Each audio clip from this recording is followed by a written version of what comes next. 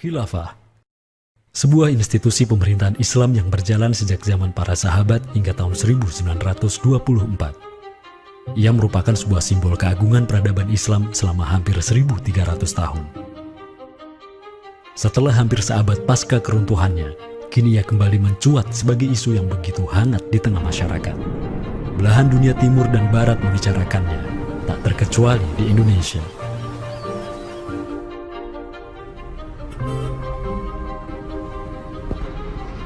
Perdebatan tentang khilafah tak terhindarkan. Apakah ia pantas diterima atau tidak di zaman modern saat ini? Kita tahu khilafah atau kehilafahan Islam itu di Nusantara bukan hal yang baru. Ya, sudah ada hubungan relasi antara kesultanan-kesultanan dan kerajaan Islam Nusantara dengan kehilafahan di Turki Utsmani atau wilayah Arab secara keseluruhan itu sejak abad ke-7.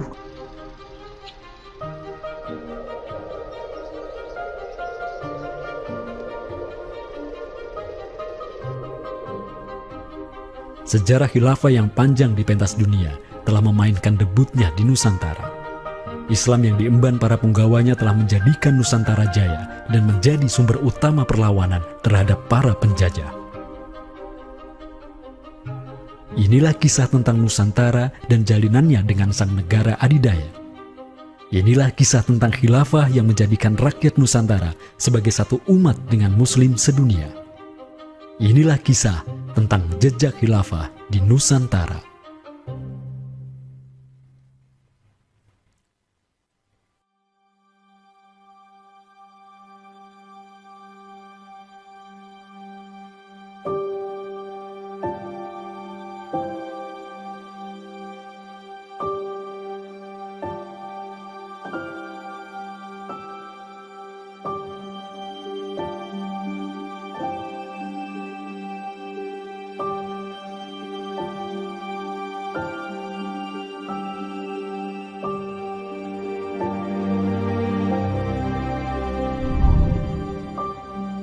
Senin, 12 Rabiul Awal tahun 11 Hijriah, bertepatan dengan tahun 632 Masehi.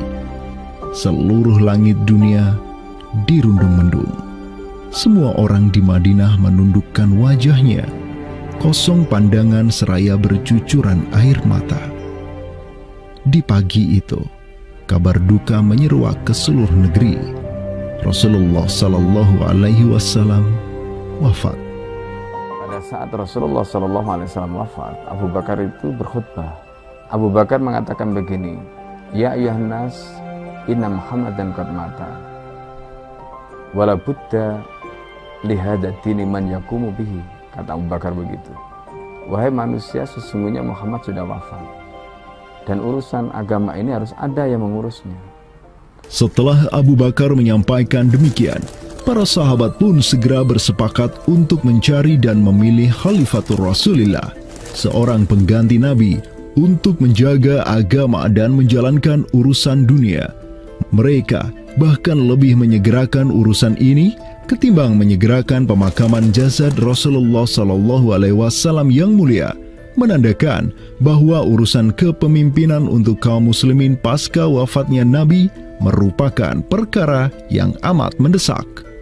Karena itu Sayyidina Umar juga mengatakan, La islama illa bil jamaah, wala jama'atan illa bil imarah, wala imaratan illa bit ta'ah. Umar juga memahami sebagaimana yang dipahami oleh Abu Bakar. Islam ini tidak akan kuat kecuali dengan adanya jamaah, dengan adanya persatuan. Dan tidak mungkin umat ini bisa bersatu kecuali dengan adanya imarah, adanya khilafah, adanya kepemimpinan. Dan tidak mungkin adanya imarah kecuali dengan adanya ketaatan. Jadi para sahabat itu paham itu. Kemudian para sahabat itu juga menjalankan apa yang diperintahkan Nabi dalam hadis yang lain. Apa kata Rasulullah? Alaikum bisunnati. Kalian harus pegang teguh sunnahku. Wa sunnatil khulafa'ir rasyidin al-mahdiyyin min ba'di. Dan sunnah para khalifah rasyidin al-mahdiyyin min ba'di, mendapatkan petunjuk setelahku. Kemudian Nabi mengatakan, Addu alaiha bin nawajidi. Kalian harus gigit sunnah itu dengan menggunakan gigi geram dan jangan dilepaskan. sunnah yang ditinggalkan oleh para khulafaur rasyidin itu apa? Pertanyaannya begitu. Jawabannya tidak lain adalah khilafah itu, sistem khilafah itu. Maka di Saqifah Bani Sa'idah bersepakatlah kaum muslimin untuk memilih Abu Bakar sebagai khalifah pertama untuk mengatur negara mereka yang disebut sebagai khilafah Islamiyah. Negara khilafah di bawah kepemimpinan Abu Bakar dan khalifah-khalifah setelahnya, Umar bin Khattab, Utsman bin Affan, dan Ali bin Abi Thalib, cepat sekali berkembang. Mereka memperluas wilayah khilafah hingga mendobrak dua negara adidaya saat itu, Kekaisaran Persia dan Imperium Romawi. Semua aktivitas ekspansi tersebut merupakan realisasi kebijakan politik luar negeri khilafah Islamiyah, dakwah, dan jihad. Sementara di Timur Tengah sedang terjadi revolusi tauhid yang luar biasa dengan munculnya negara adidaya baru yang bernama Khilafah Islamiyah. Jauh di sebelah timur, terbentang sehamparan kepulauan yang teramat luas wilayahnya. Masing-masing pulau ini begitu hijau hutannya, mata air mengalir dengan begitu derasnya, disertai kekayaan alam yang melimpah ruah jumlahnya, baik di bawah maupun di atas tanah, baik sebelum maupun selepas pantai. Negeri itu dikenal sebagai Nusantara. Diapit oleh dua benua dan dua samudra, amatlah strategis posisi wilayah Nusantara, menjadikan ia sebagai pelabuhan dagang yang ramai, tempat bertemunya bangsa-bangsa dunia. Kala itu, belumlah penduduk di Nusantara mengenal Islam, sementara kehidupan mereka sedang diselimuti oleh kegelapan. Namun, tatkala Islam sedang membara di Timur Tengah, tentu sampailah pengaruhnya ke Nusantara.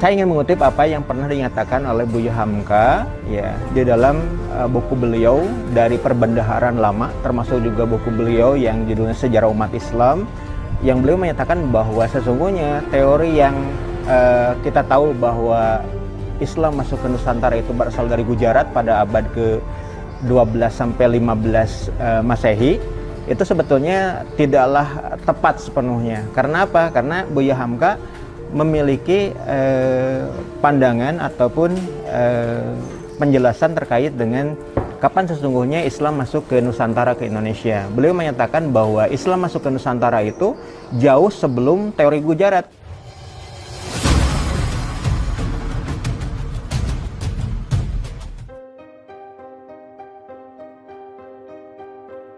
Di bawah pemerintahan Khulafaur Rasyidin yang wilayahnya membentang dari Afrika Utara sampai Persia, perdagangan kaum muslimin berkembang pesat dengan dikuasainya pelabuhan-pelabuhan strategis di Samudra Hindia.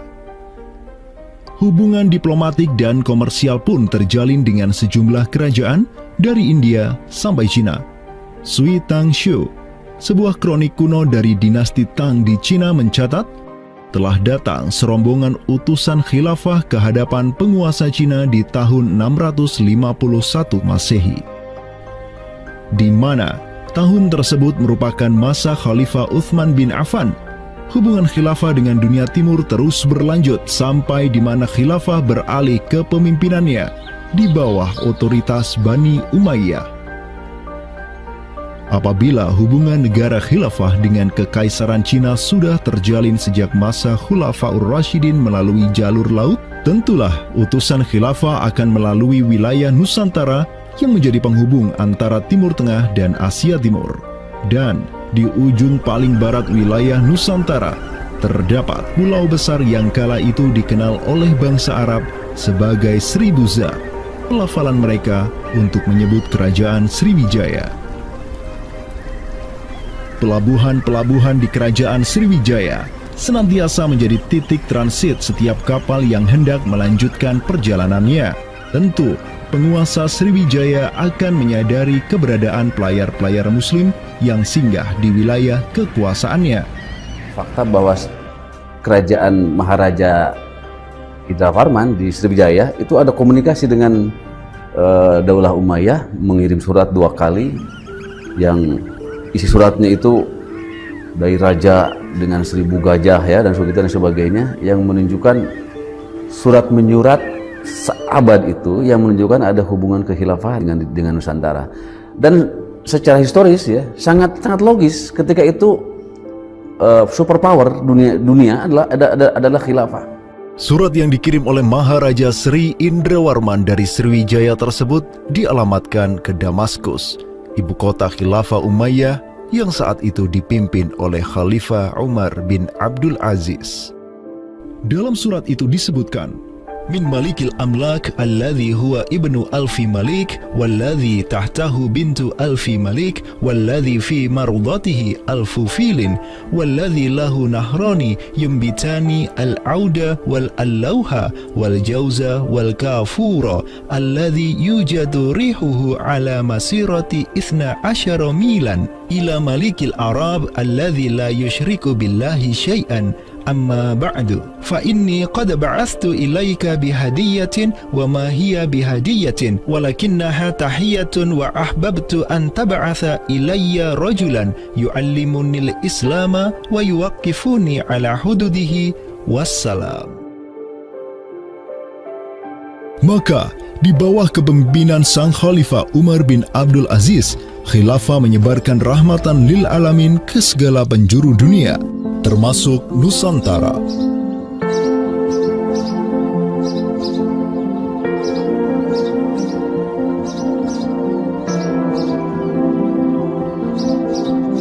Seperti sekarang Amerika atau Eropa kan ada hubungan dengan semua negara karena dominasi politik, ekonomi mereka, budayaan dan sebagainya. Saat itu penguasa dunia atau superpower adalah dunia Islam, institusi politiknya khilafah, maka sangat logis kalau ada relasi dengan berbagai semua negara.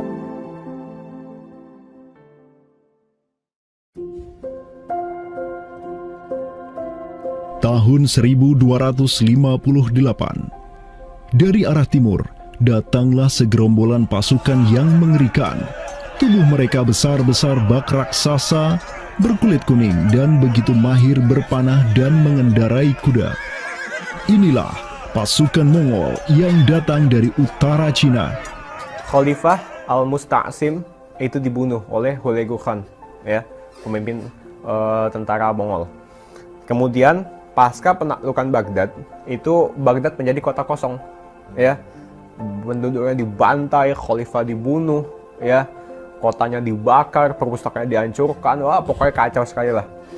Nah, tapi ternyata banyak keluarga Abbasiyah, ya, dinasti Bani Abbasiyah yang dia itu selamat dari pembantaian orang-orang Mongol, dan mereka itu akhirnya berdiaspora, mengungsi, ya.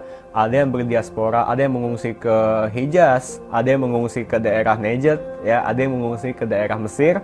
Ada satu keturunan Abbasiyah, Bani Abbasiyah, yang dia itu mengungsi sampai ke Aceh, gitu. Di mana Aceh itu dulu, ya, negara yang berkuasa di sana adalah Samudra Pasai.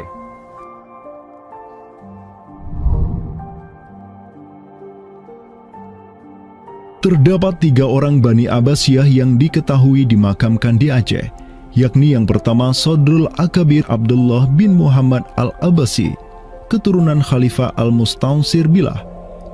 Kedua, istrinya Siti Rahiman binti Malikul Mu'azzam, dan ketiga, anaknya Sodrul Akabir Yusuf bin Abdullah Al-Abbasi.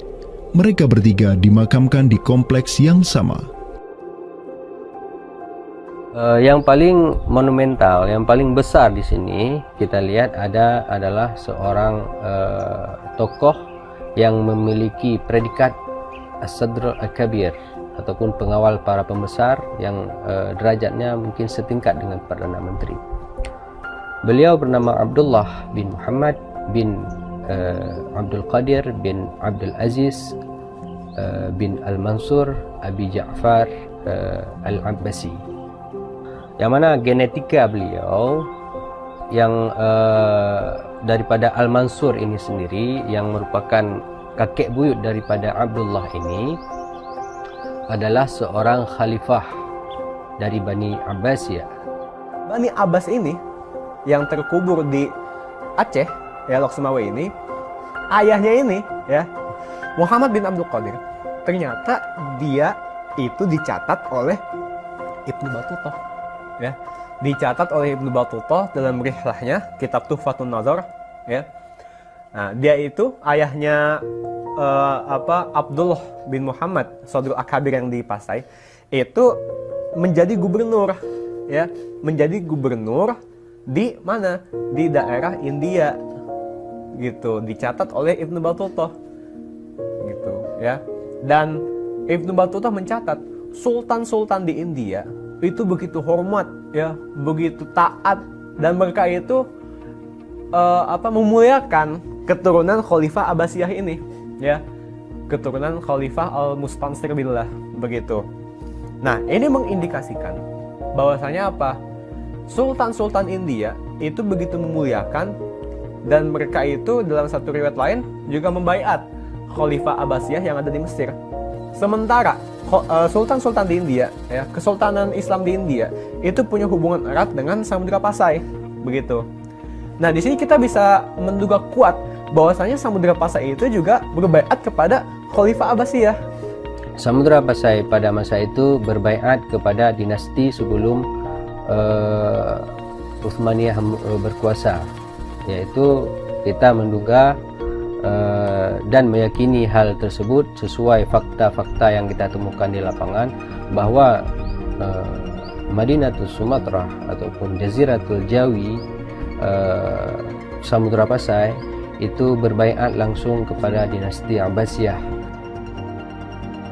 Sultan Zainal Abidin bin Ahmad bin Malikus Zahir bin Malikus Saleh, penguasa Pasai di masa Sodrul Akabir Abdullah Al-Abbasi hidup, menyatakan baiatnya kepada Khalifah Al-Mutawakkil 'ala Allah di Kairo di awal abad ke-15. Begitu pula sebelumnya, Sultan Muhammad bin Tughluk di Delhi diikuti oleh Sultan Jalaluddin Muhammad dari dinasti Raja Ganesh di Bengali dan penguasa dari dinasti Utsmaniyah di Turki, Sultan Bayazid pertama. Seluruh sultan di dunia Islam menyatakan baiatnya kepada Khilafah Abbasiyah semenjak gelombang badai Mongol berhasil dihentikan oleh pahlawan-pahlawan Mamluk. Pusat Khilafah Abbasiyah kini berpindah ke Kairo, Mesir, dan menjadi magnet kaum muslimin global. Dari pusat khilafah inilah dakwah Islam mulai bangkit kembali dan menggencarkan aktivitasnya dengan mengirim berbagai juru dakwah ke seluruh penjuru alam. Dengan Samudra Pasai yang mendaulatkan dirinya sebagai Darul Islam yang berbaiat kepada khalifah, Samudra Pasai mengemban tugas untuk mengubah seluruh Asia Tenggara dari Darul Kufri menjadi Darul Islam. Sultan Zainal Abidin Ra Ubabdar dibantu oleh putra Sodrul Akabir Abdullah bin Muhammad Al-Abbasi, yakni Yusuf bin Abdullah, yang di pucuk pusaranya tertera nama kakeknya Khalifah Al-Mustansir billah, banyak menaklukkan wilayah-wilayah yang belum Islam di Sumatera dan Semenanjung Malaya. Seperti Ra Ubabdar. Ra Ubabdar itu berasal dari dua kata, Ra dan Ubabdar, yang mana artinya adalah penguasa gelombang.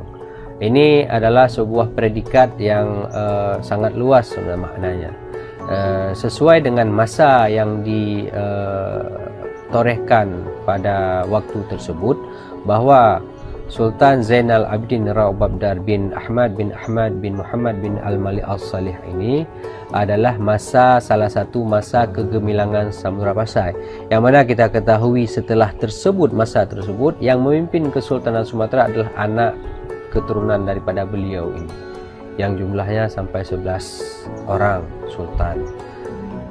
Bergerak dan terus bergerak itu meluaskan dakwah Islamnya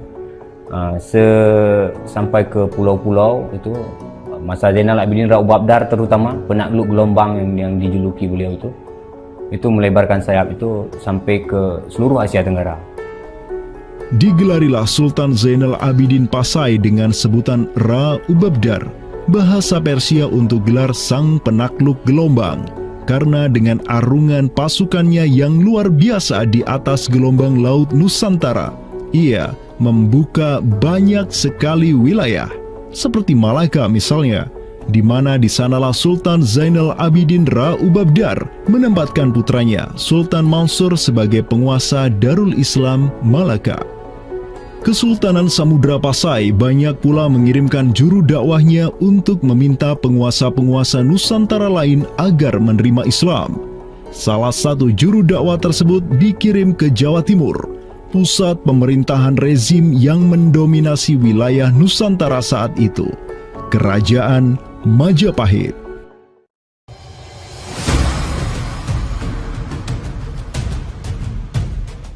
Gresik, Jawa Timur. Di kota yang hanya berjarak 60 km dari Trowulan, ibu kota Kerajaan Majapahit, terbaring jasad mulia di atas pusara marmer yang begitu indah. Inilah kubur seseorang yang menginisiasi tegaknya Islam di tanah Jawa, Maulana Malik Ibrahim, yang kemudian dikenal sebagai Sunan Gresik.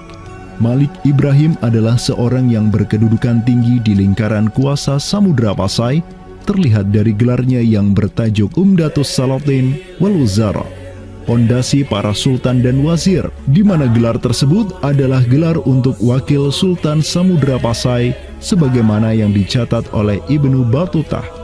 Gelarnya yang lain seperti Burhanud Daulah Waddin, penerang negara dan agama, adalah gelar yang disematkan kepadanya selayaknya gelar-gelar yang diberikan Khilafah Abbasiyah kepada pejabat-pejabat penting daulah, sebuah gelar yang begitu politis sekaligus agamis.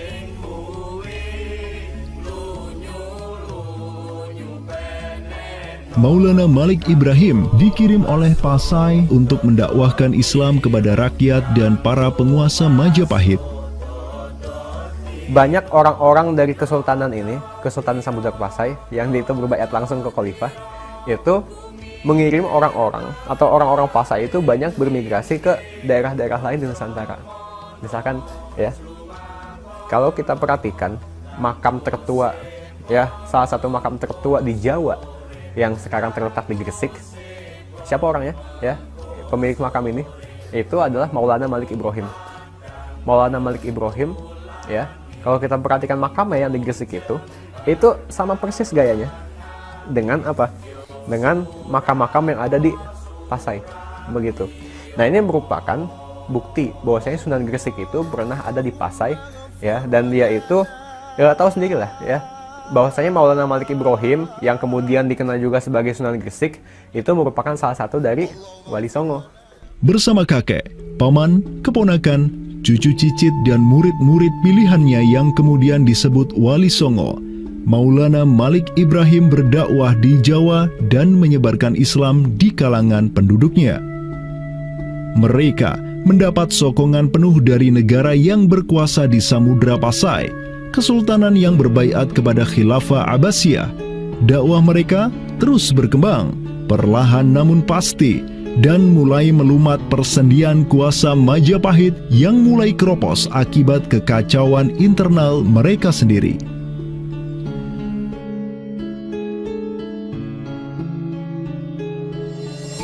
Para Wali Songo juga dihormati karena sebagian besar dari mereka menyandang status sebagai keturunan Nabi melalui jalur Husain bin Abi Thalib yang terus turun-temurun kepada Muhammad Sahib Marbal, turun lagi ke Alawi sampai ke Imam Jamaluddin Al-Husaini yang dikenal juga sebagai Syekh Maulana Jumadil Kubra, yang dari dialah para Wali Songo lahir sebagai anak-anaknya.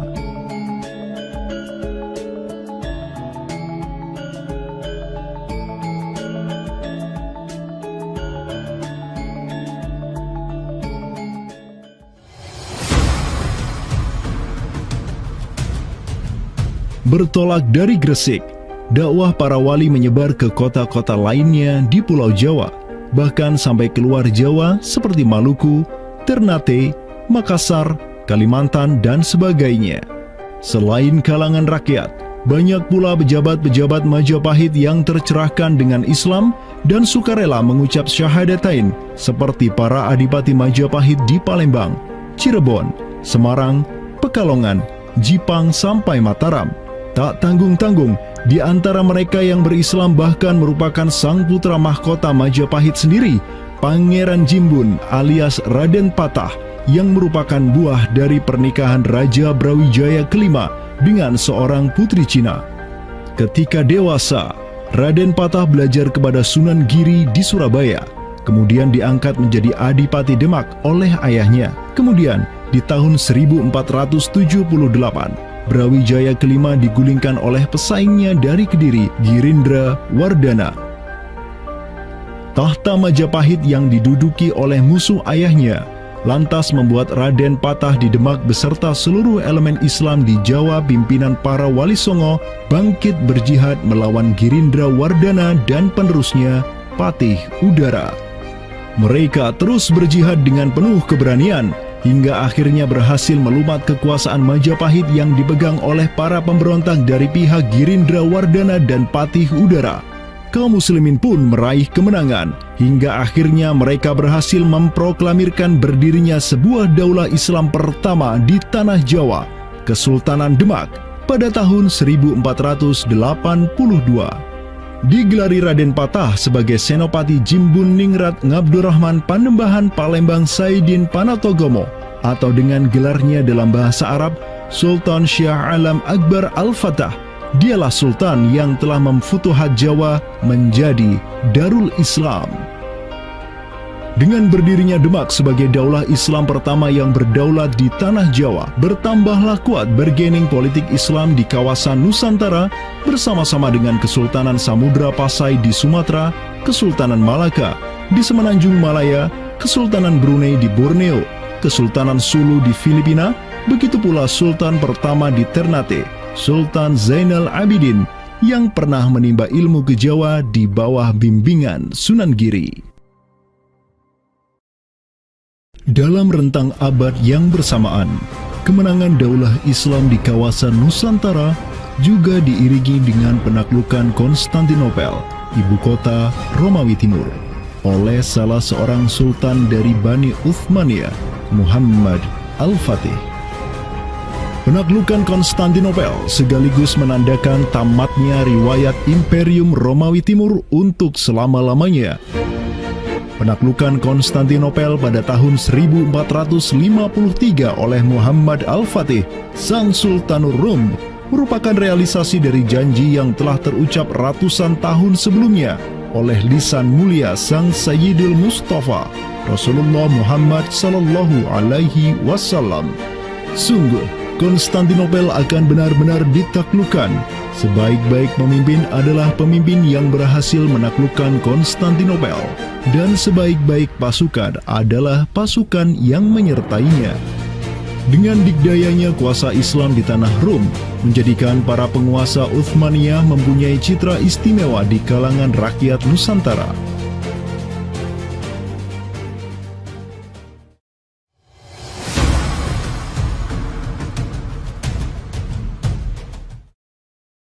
Namun demikian, dikala penaklukan demi penaklukan sedang digencarkan oleh tentara Islam mulai dari Rum sampai ke Nusantara, penaklukan yang sama juga digencarkan oleh tentara Kristen di ujung paling barat dunia Islam, Andalusia.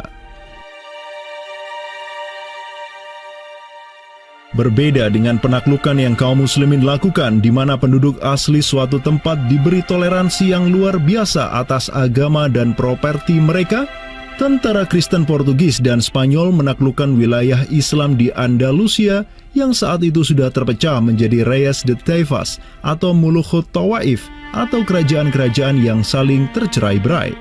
1492, kekuasaan Islam terakhir di Andalusia, Granada, berhasil ditaklukkan oleh suami istri yang menjadi penguasa Spanyol, Fernando de Aragon dan Isabella de Castilla. Penaklukan kembali wilayah Andalusia menjadi negara Kristen yang mereka sebut Reconquista telah menyebabkan populasi kaum muslimin di sana tersapu bersih, entah karena diusir, dimurtadkan, atau dibunuh.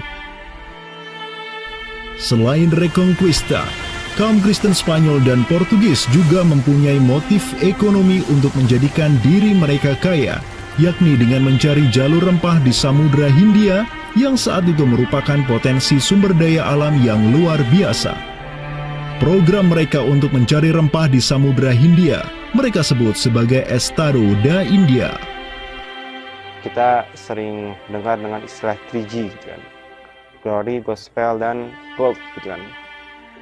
Jadi ya mereka ingin ekspansi, mereka ingin menyebarkan misi agama mereka, dan mereka juga ingin mencari gold.